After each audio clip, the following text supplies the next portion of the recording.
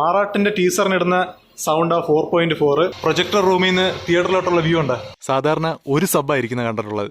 ഇവിടെ ഒരു സൈഡിൽ 2 എണ്ണം ഇരിപ്പുണ്ട്. ഇപ്പൊ നമ്മൾ നിൽക്കുന്ന ഈ സ്ഥലം എന്ന് വെച്ച് കഴിഞ്ഞാൽ കഴിഞ്ഞ ഒരു വീഡിയോക്കകത്ത് കുറച്ച് ആൾക്കാർ കമന്റ് ചെയ്തായിരുന്നു. ശങ്കരൻകുളത്ത് മാർസ് എന്ന് പറഞ്ഞൊരു തിയേറ്റർ ഉണ്ട്, അതിന്റെ ഒരു വീഡിയോ എടുക്കണമെന്ന് പറഞ്ഞ് കമന്റ് ചെയ്തായിരുന്നു.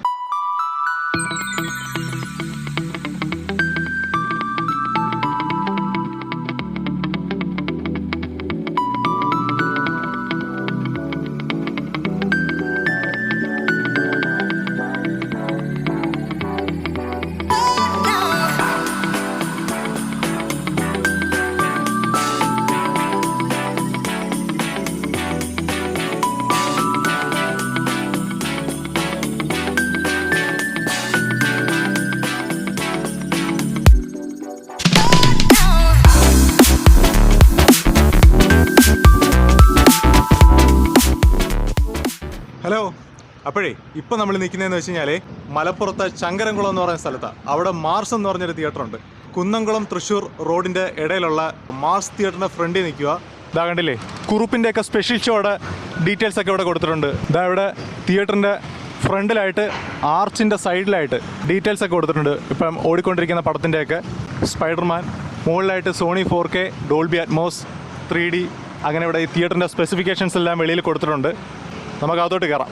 എന്തായാലും നല്ല കിടിലം മാസമായിട്ടുണ്ട് തിയേറ്റർ കാണാൻ. തിയേറ്ററിൻ്റെ ആ ഒരു ബിൽഡിംഗ് കാണാൻ തന്നെ കിടുവായിട്ടുണ്ട്. വീനസ്, ജൂപ്പിറ്റർ, നെപ്റ്റ്യൂൺ, അങ്ങനെ 3 സ്ക്രീൻ ഉണ്ട് കേട്ടോ ഇവിടെ. താഴെ പാർക്കിംഗ് ഒക്കെയാണ്, വിശാലമായിട്ടുള്ള പാർക്കിംഗ്. നമുക്ക് തിയേറ്ററിനകത്തോട്ട് കയറാം. അവിടെ ഓടിക്കൊണ്ടിരിക്കുന്ന ജൂപ്പിറ്ററിൽ സ്പൈഡർമാനും വീനസിൽ പുഷ്പ, നെപ്റ്റ്യൂണിലും പുഷ്പയാട്ടോ. 2 ലാംഗ്വേജ് ആണെന്ന് തോന്നുന്നു, തമിഴും ഒന്ന് മലയാളം ആയിരിക്കാം. അവിടെ പുഷ്പയുടെയും സ്പൈഡർമാൻ്റെയൊക്കെ ഫ്ലെക്സ് വെച്ചിട്ടുണ്ട്. ബോക്സ് ഓഫീസ്, പോപ്കോണിൻ്റെ കാര്യങ്ങളെല്ലാം അടുക്കി വെച്ചിരിക്കുന്നുണ്ട്. കപ്പെല്ലാം ചീട്ടുവട്ടാരം കണക്ക് അടുക്കി വെച്ചിരിക്കുക. ജൂപ്പിറ്റർ എന്ന് പറഞ്ഞ സ്ക്രീനാണ് ഇവിടുത്തെ ഏറ്റവും മെയിൻ സ്ക്രീൻ എന്ന് പറയുന്നത്. അപ്പം അതിൻ്റെ ലൈറ്റും കാര്യങ്ങളെല്ലാം ഇടാൻ വേണ്ടിയിട്ട് പുള്ളി മുകളിലോട്ട് പോയിരിക്കുക. എന്നിട്ട് നമുക്ക് അകത്തോട്ട് കയറാം. വീനസിൽ പുഷ്പ. വീനസ് എന്ന് പറഞ്ഞ് കൊട്ടാരക്കരയിൽ ഒരു തിയേറ്റർ ഉണ്ടായിരുന്നു, പക്ഷേ ഇപ്പോൾ അത് പൂട്ടി.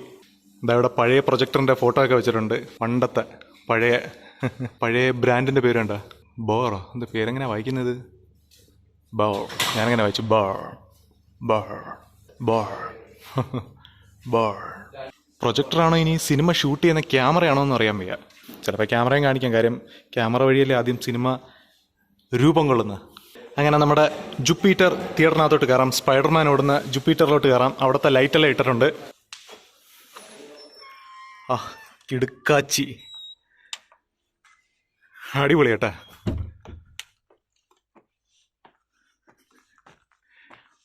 നിശബ്ദത, തിയേറ്ററിൽ ആരുമില്ല. അടിപൊളി ലൈറ്റിംഗ്, നല്ല ഭംഗിയുണ്ട് കാണാൻ. തിയേറ്ററിൻ്റെ കറക്റ്റ് സെൻറ്ററിൽ നിൽക്കുക. ഫുള്ളൊരു ബ്ലൂ കളറിലാണ് ഇത് ഡിസൈൻ ചെയ്തിരിക്കുന്നത്. ആ സ്ക്രീനിലോട്ട് ആ ഒരു ബ്ലൂ ലൈറ്റ് പോകുന്ന നല്ല ഭംഗിയുണ്ട് കേട്ടോ കാണാൻ. ഡോൾബി അറ്റ്മോസ് അതോ അവിടെ 2 വലിയ സബ് ഇരിക്കുന്നതൊക്കെ. സാധാരണ ഒരു സബ്ബായിരിക്കുന്നത് കണ്ടിട്ടുള്ളത്. ഇവിടെ ഒരു സൈഡിൽ 2 എണ്ണം ഇരിപ്പുണ്ട് ഒറ്റ ബോക്സിനകത്ത്. സാധാരണ ഒറ്റ ബോക്സിനകത്ത് ഒരെണ്ണേ കാണത്തുള്ളൂ. അത് എനിക്ക് ഇപ്പുറത്തും വെച്ചിട്ടുണ്ട്. നമുക്ക് ഏറ്റവും ഫ്രണ്ടിലത്തെ കറക്റ്റ് സെൻറ്ററിലുള്ള സീറ്റിലോട്ടിരിക്കാം. ഇതാ ഇപ്പം നമ്മൾ തിയേറ്ററിൻ്റെ ഏറ്റവും ഫ്രണ്ടിലത്തെ സീറ്റിൻ്റെ നടുക്കത്തെ സീറ്റ് ഇരിക്കുക. അതാ ഫ്രണ്ടിലായിട്ട് സ്ക്രീനാ. അങ്ങനെ ആരും ചൂസ് ചെയ്യത്തില്ല ഏറ്റവും ഫ്രണ്ടിലത്തെ സീറ്റേ. ബുക്ക് മൈ ഷോയിലൊക്കെ നമ്മൾ ഏറ്റവും ബാക്കിലത്തെ സീറ്റല്ലേ പ്രിഫർ ചെയ്യത്തുള്ളൂ.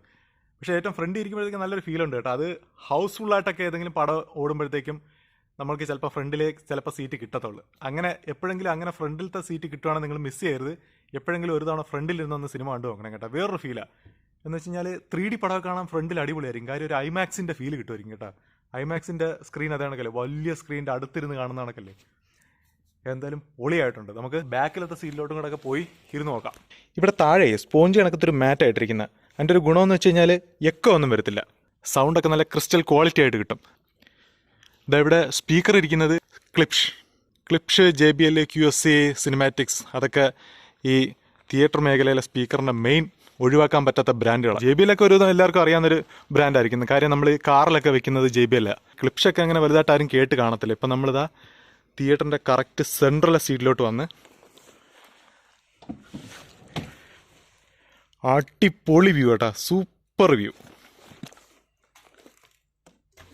KGF-ന്റെ ട്രെയിലർ ഇടാന്ന് പറഞ്ഞേട്ടാ. ഇപ്പം നമ്മൾ തിയേറ്ററിൻ്റെ കറക്റ്റ് സെൻറ്ററായിട്ടുള്ള സീറ്റ് ഇരിക്കുക. നമുക്ക് KGF-ന്റെ ട്രെയിലർ കാണാം. people make places.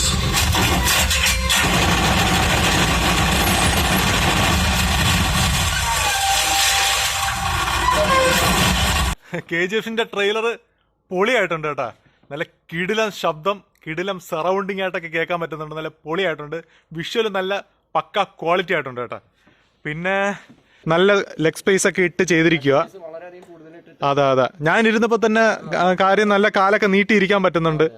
ഇവിടുന്ന് ഏറ്റവും ബാക്കിൽ നോക്കുമ്പോൾ തന്നെ ആ സ്ക്രീനിൽ നിന്ന് സീറ്റ് നല്ല ഗ്യാപ്പുണ്ട്. സാധാരണ നമ്മൾ ഏറ്റവും ബാക്കിലത്തെ സീറ്റിൽ നോക്കുമ്പോഴത്തേക്കും സ്ക്രീനിൽ തൊട്ടിരിക്കുന്ന കണക്ക് നമുക്ക് തോന്നും ഒരു സീറ്റ് കാണുമ്പോഴത്തേക്കും. പക്ഷേ ഏറ്റവും ബാക്കിൽ നോക്കുമ്പോൾ തന്നെ നോക്കെ ആ ഫ്രണ്ടിൽ അത്രയും സ്പേസ് കിടക്കുന്ന കാണാൻ പറ്റുന്നുണ്ടോ? അതാ നമുക്ക് ഏറ്റവും ബാക്കിലത്തെ സീറ്റിൽ കൂടെ പോയി ഇരിക്കാം.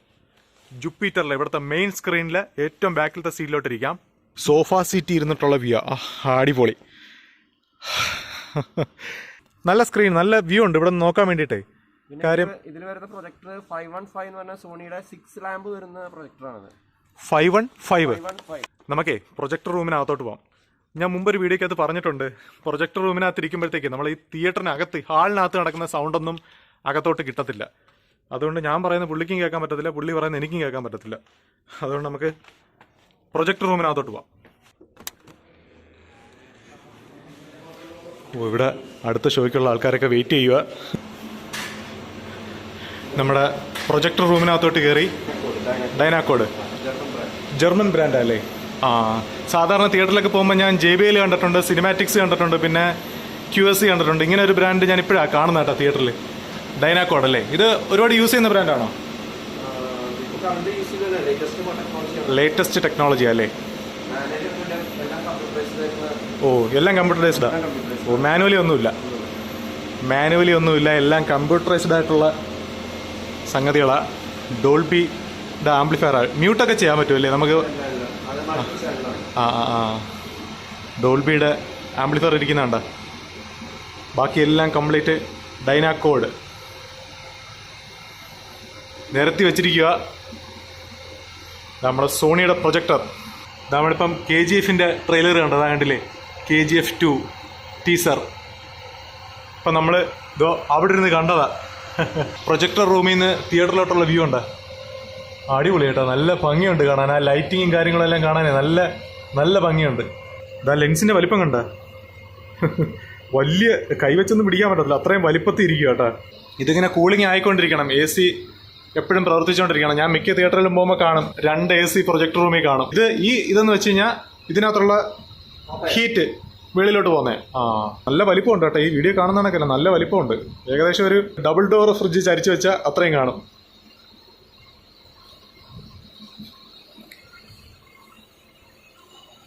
അപ്പോൾ ഇതിനകത്ത് നമ്മുടെ തിയേറ്ററിൽ മെയിനായിട്ട് ഉള്ള സ്ക്രീൻ എന്ന് വെച്ച് കഴിഞ്ഞാൽ ജുപ്പിറ്ററാണ്.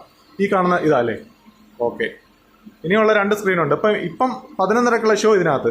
ബാക്കിയുള്ളതിനകത്ത് ഗ്യാപ്പ്. ഓക്കെ. അപ്പം ഫസ്റ്റ് തുടങ്ങുന്ന ഇതിനകത്താ 11:30. ഓക്കെ.